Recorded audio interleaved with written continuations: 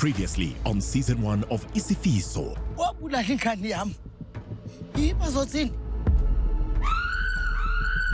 Wena nomkhobolo wakho. Asibengazi ukuthi uyahliziyembe. Kodwa bengazi ukuthi usungazozama ukubulala babengane yakho. Kodwa konke lokho kuyaphela namhlanje.